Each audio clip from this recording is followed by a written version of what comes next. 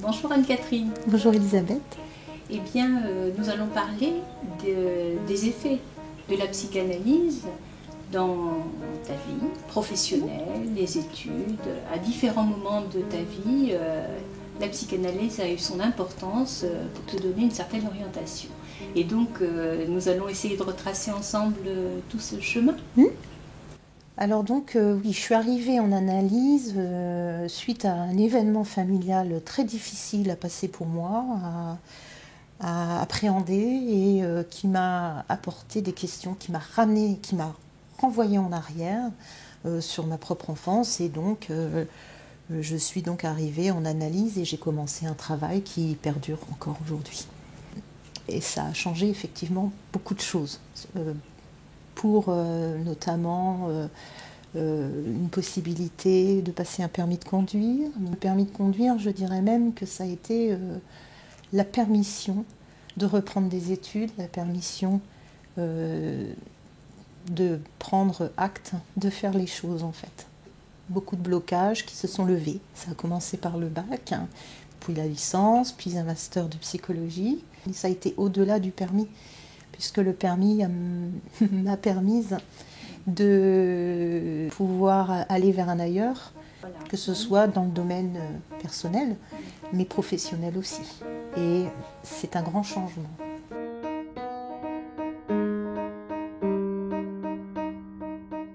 Ensuite, l'analyse que j'ai pu rencontrer est venue aussi répondre à des questions qui étaient déjà là depuis un moment au niveau de mon parcours professionnel. J'étais AVS à cette époque-là. Je n'avais donc pas encore repris les études. Donc déjà à ce moment-là, si j'ai pu passer le permis, j'ai aussi pu commencer à travailler quelque chose de la demande. Ça pouvait être la demande des collègues ou de la hiérarchie ou même personnelle. J'attendais un retour. Et quand il n'y avait pas le retour, c'était pour moi très très compliqué. J'avais l'impression de ne pas être écoutée.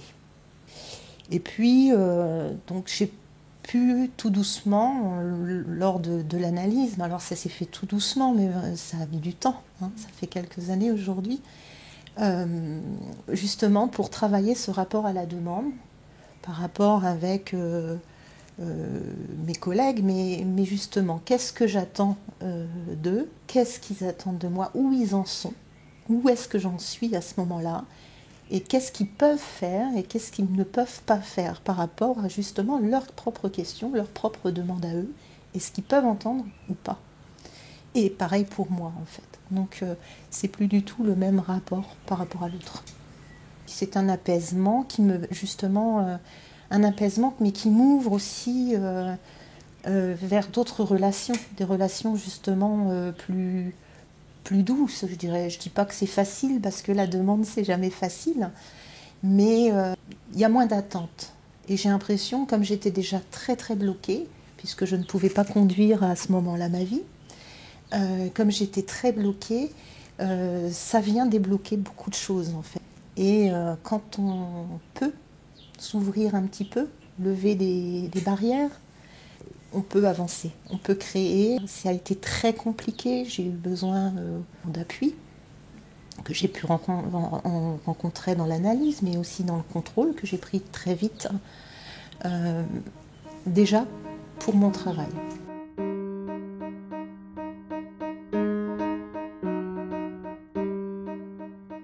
Alors j'ai fait la rencontre avec l'analyse, j'avais environ 40 ans. Le permis de conduire est arrivé aux alentours de 42, 43. Et les études, je les ai reprises à 44 ans.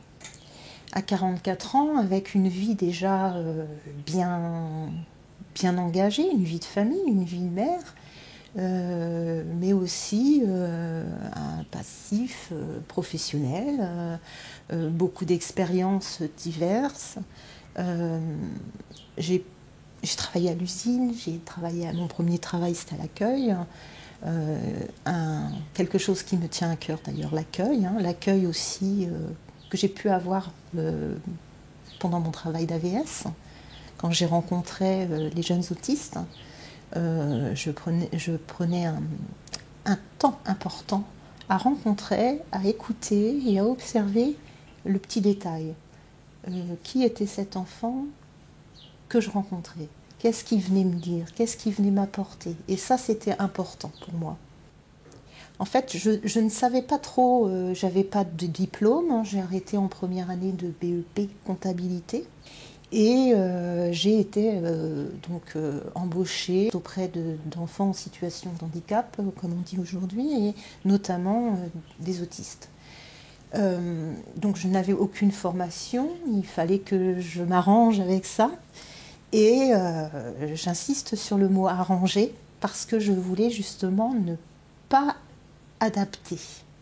adapter un mot, une façon de faire à un enfant qui pour moi est singulier et un autre est différent. Il a beau avoir la même étiquette d'autisme ou autre, je voulais faire de manière différente et de toute façon je ne savais pas comment faire. Donc la meilleure façon de faire c'était de l'accueillir et de voir à qui j'avais affaire en fait. Hein.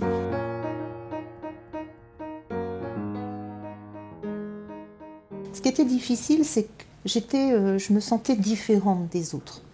Et notamment, tout le long de ma scolarité, ça a été compliqué parce que je n'étais pas très adaptable en fait. Hein. Et j'avais déjà cette difficulté à faire avec ma différence. Je trouvais que j'étais différente des autres et que c'était pas forcément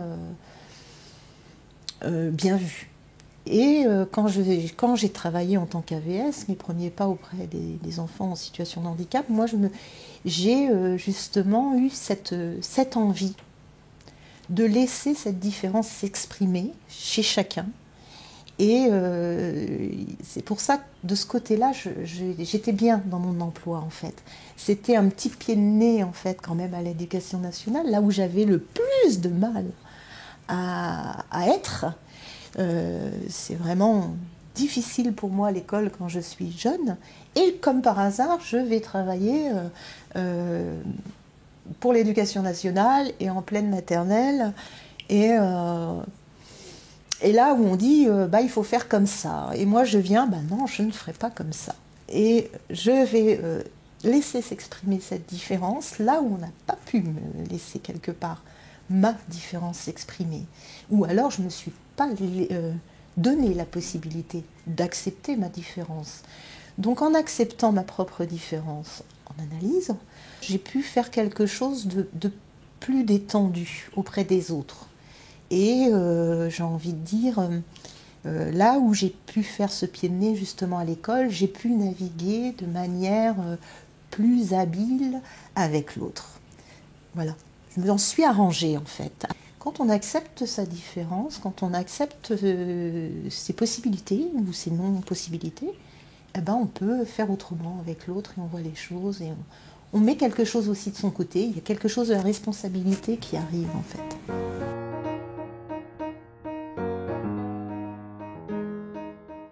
Un jeune garçon qui avait déjà changé d'école et qui était très très jeune,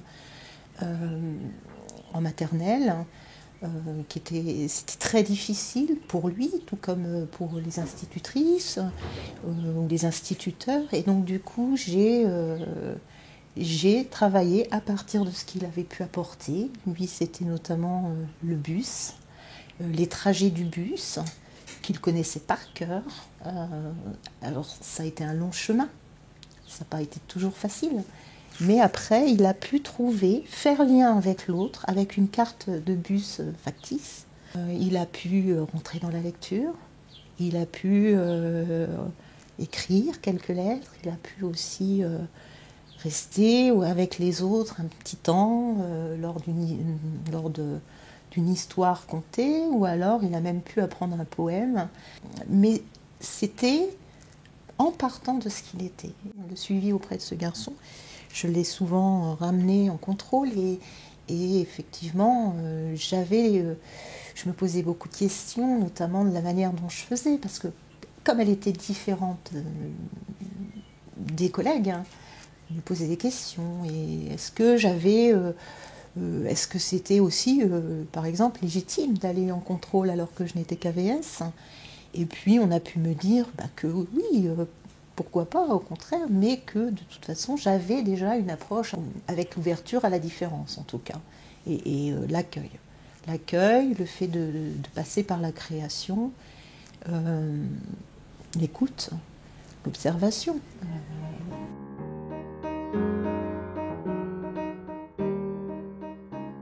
Et là où j'ai commencé à me poser des questions, c'est quand il a fallu passer cette formation où une façon valait pour tous.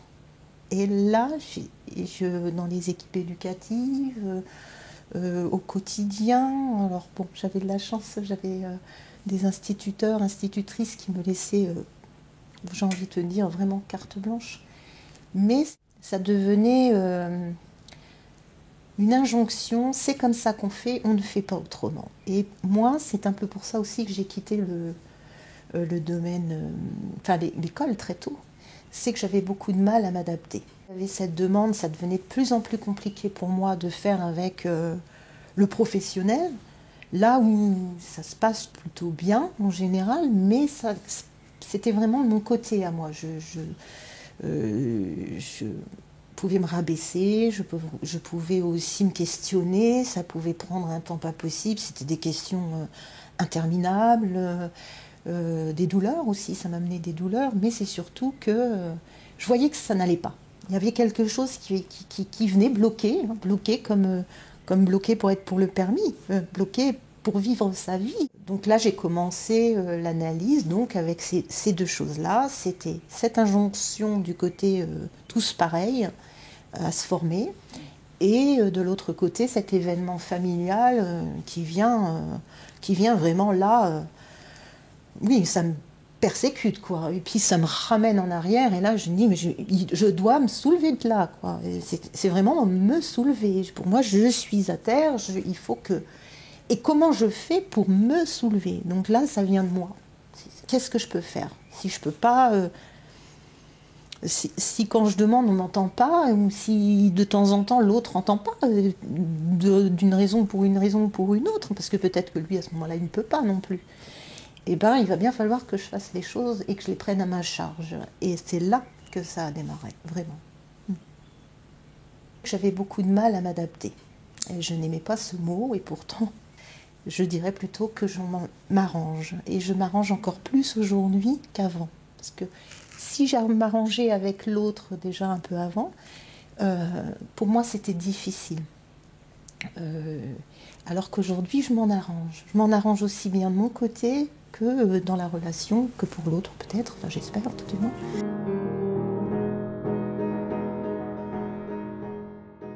C'est là que tout se joue en fait, c'est quel est le désir de l'autre, quel est son propre désir, que ce soit dans le domaine personnel ou dans le domaine professionnel.